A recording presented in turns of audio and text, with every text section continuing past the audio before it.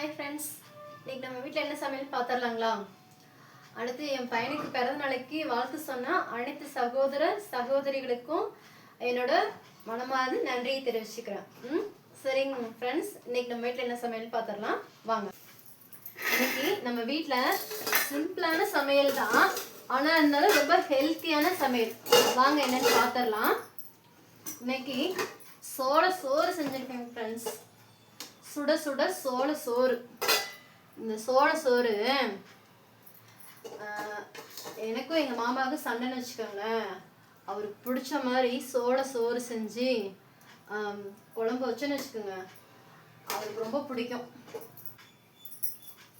சோறுக்கு என்ன குழம்பு வச்சுக்கிட்டிங்கன்னா கத்திரிக்காய், உருளைக்கிழங்கு, மொச்சை, கருவாடு எல்லாம் போட்டு புளிக்குழம்பு வச்சுருக்கேங்க. இந்த சோத்துக்கு இந்த குழம்பு நல்லா டேஸ்டாக இருக்கும். மொச்சை, கத்திரிக்காய், கருவாடு எல்லாம் போட்டு புளிக்குழம்பு வச்சுருக்கேங்க.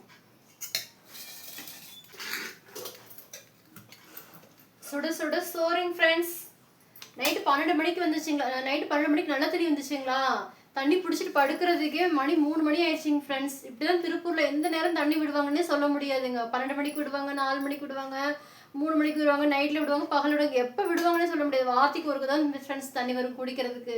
நம்ம ஊர்லன்னா பார்த்தீங்கன்னா இன்னைக்கு பிடிச்ச தண்ணியே நாளை காலையில் நம்ம ஊற்றி தண்ணி பிடிப்போம். ஆனால் இங்கே அப்படி இல்லைங்க ஃப்ரெண்ட்ஸ். ஒரு வாரத்துக்கு ஒருக்க தான் குடிக்கிற தண்ணி வரும். நம்ம ஒரு வாரத்துக்கு ஒருக்க வர தண்ணியை நம்ம எந்த நேரம் எடுத்துச்சு தண்ணி பிடிச்சி வச்சுக்கணும் ஃப்ரெண்ட்ஸ். காலை 7:30 தான் ஃப்ரெண்ட்ஸ் எழுந்துச்சேன். அதான் பையனுக்கு ஸ்கூலுக்கு டைம் ஆயிடுச்சுன்னு சொல்லிட்டு இன்னைக்கு ஒரு நாள் குக்கரில் வச்சுட்டேங்க ஃப்ரெண்ட்ஸ். சாரிங்க ஃப்ரெண்ட்ஸ். தக்காளி ரசம் வச்சுருக்கேங்க ஃப்ரெண்ட்ஸ். தக்காளி ரசம் பார்த்துக்கோங்க. அவ்வளோதான் ஃப்ரெண்ட்ஸ், நம்ம வீட்டு சமையல். நல்லா இருக்கான்னு சொல்லுங்கள். அப்புறம் கமெண்ட்ஸில் எல்லாம் சாப்பிட வரலாமான்னு கேட்குறீங்க. எல்லாம் சாப்பிட உங்கள் குடும்பத்தோடு வாங்க, சந்தோஷமாக சாப்பிட்டு போங்க. ஓகேங்களா? சரி ஃப்ரெண்ட்ஸ்.